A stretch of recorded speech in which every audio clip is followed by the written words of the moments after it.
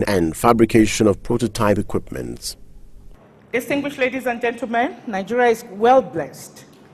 The Firo anti-cycling property, which we call the SC1, is a combination of just two legumes. The intellectual property of this is in the combination of those two legumes. The process technology of development is also equally very simple. The incidence of malnutrition is becoming alarming in Nigeria because of all these recessions and also the IDPs. Any country where you have rehabilitation centers being set up all over in the country is an indication. It's just a tip of the iceberg of what the nutrition and food security is in that country. But a lot of money is spent in Nigeria today importing RUTF in terms of pulp peanuts to Nigeria. We sure do have our peanuts. We have all the materials locally that can make our RUTF. Other areas of achievement of our technology transfer in the area of roots and tubers. Firo is #1 in the area of cassava production and cassava utilization. Cassava being a crop of relative advantage, Nigeria being the primary and the first and largest producer of cassava in the world. We have extensively used cassava. We pioneered the cassava bread. We have the patent. 20% inclusion of cassava flour in bread will save this country about 126 billion naira. Put that in foreign exchange or put that in a sector of the economy, even if it is education, sir, you will see the impact or the import of this. But up to today, we are finding it difficult to legislate it into law. Policy makes a very great import in the commercialization and transfer technology. And so we are going to carry government along with legislation into law. And along the value chain alone, industries establishing small scale for high quality cassava flour alone can create 3 million jobs on that value chain. Firo today can count up to 10 cassava processing centers that it has established for high quality cassava flour production. The final session of the symposium focused on land law and policies, a hindrance or a help to enterprise development in Nigeria. Legal practitioner Florina Luko, speaking on land acquisition and its challenges for enterprises like Pax Herbal, said the Land Use Act has not met the aspirations of access to land for all. Now, the Land Use Act is the fundamental act that governs relationship with land in Nigeria. And this is from the preamble to the Land Use Act. Essentially, the Land Use Act was enacted for it has noble goals and noble purposes for enacting the Land Use Act. One of the so-called noble goals was to ensure that citizens all across Nigeria had access to land. However, there is a general consensus that the Land Use Act has not reached this, has not met its actual potential, or did not meet the goals and the aspirations for which it was enacted. He adds that in addressing cultural issues that restrict land acquisition, laws need to change. He eloquently discussed factors that restrict access to land.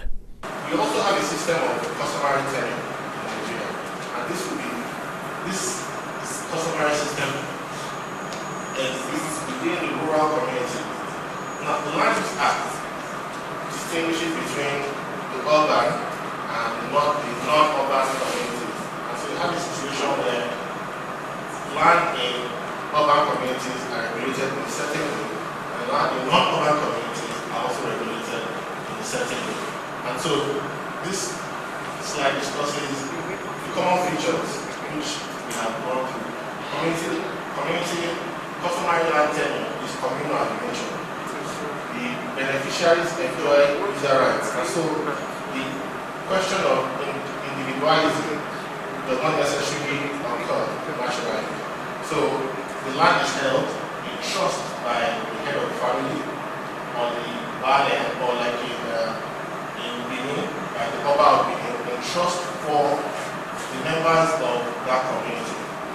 and then you find out that commercial development is often limited, or was often limited to agrarian needs and subsistence farming. In all these cases, the Supreme Court has ruled that certain cultural practices which restrict people from either acquiring land as a natural right by inheritance or by purchase are repugnant to natural justice, equity, and good conscience. What it essentially means is that cultures should change. But then the question is, should the courts be allowed to, should the process of changing our culture, our customs, our traditions be left to the court, especially considering the fact that land cases actually have a very long lifespan. Professor Kenneth Nunn from the University of Florida College of Law, who spoke on Beyond the Eurocentricity of Law, Imperatives for Africa, said the symposium focused on the process of recovering, preserving, and reapplying traditional practices and making them useful in modern day. The differences that we see in different societies are natural. So there isn't anything wrong with having things done in a different way.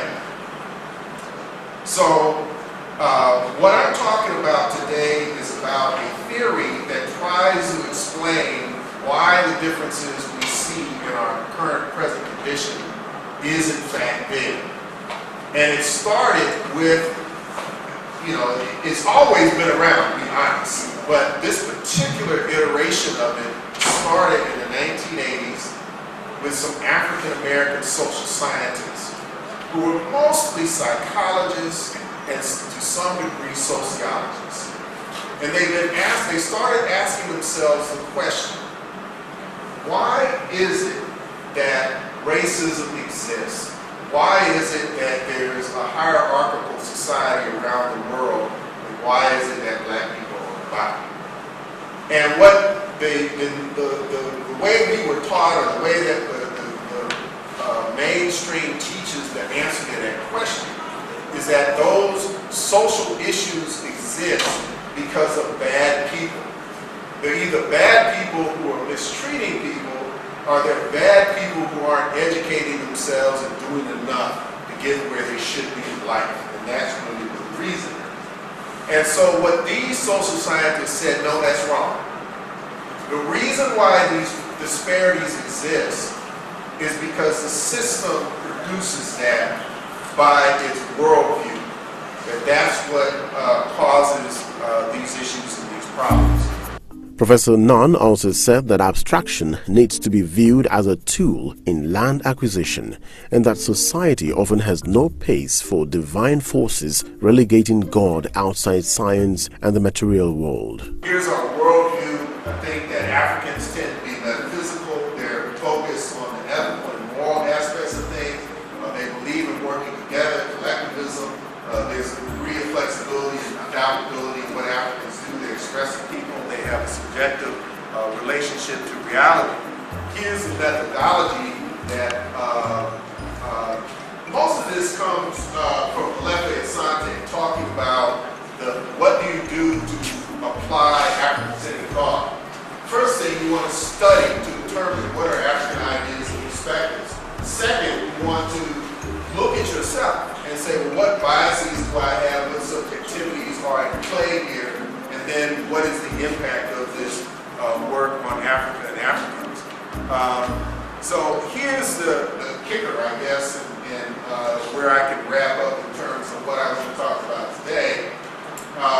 How do you apply this to law? What does it mean? And ultimately what it means is these are some of the principles that I think are implicit in the conversations that the previous presenters were talking about in terms of the way that law really interfaces with problems down on the ground. That African lawyers must first be ethical themselves.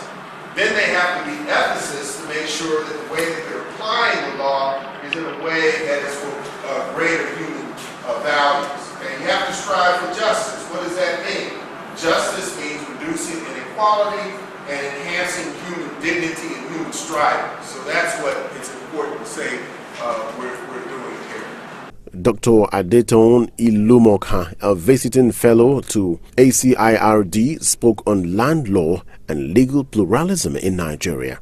Lessons for Pax Habels and for the ACIRD. I would say that the second shift in Nigerian land law came in 1978 with the Land Use Act, which is today the land law in Nigeria, the legislation governing land in Nigeria. And what does the Land Use Act say? Basically, it vested all land in the states of the Federation in the governor of the state. Okay, so the governor has power over land, and anybody who wants to acquire or transfer land has to seek a right of occupancy which the governor can give, or has to seek the governor's consent to transfer land. And so the big question post-1978, when the military regime put in place this land law, was what are its implications for everybody's title? And I dare to say that up till today, the full implications have not been appreciated. But we're coming to see better and better what those implications are. The first thing it enabled the military government to do at the time was to take land for public purposes. I think the military government of Obasanjo that passed this decree at the time, it was called the decree, later it was changed to an act. Their main purpose was to try to acquire land and hold and control the title to property for large government projects. The symposium had in attendance experts from the medical field and other walks of life.